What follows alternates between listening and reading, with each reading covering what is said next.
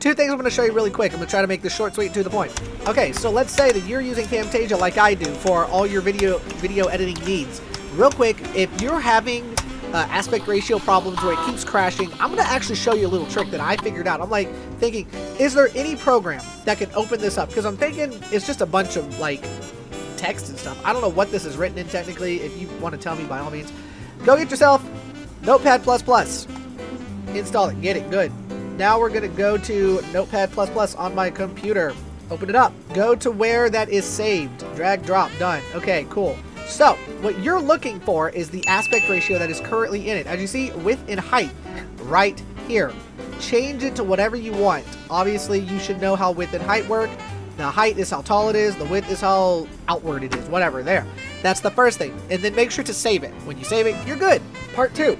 So let's say, for instance, you have a bunch of screen recordings and you can't open them and it all says the same thing. It can only be opened in Camtasia. Hey, guess what? That's not true at all. I'm specifically recording this to have background and to record my voice at the same time, or to play back in VLC Media Player. So fun fact, as you see this video right here, you can go to video track and you have multiple video tracks right here. Whatever you record with, it'll pop up. So let's say that I did a screen recording and I did my face. I can actually go to video track and pull up. It'll pull up a second window and be like, here you go. For the audio track, let's just select this. So fun fact, it actually is recording 2 tracks each.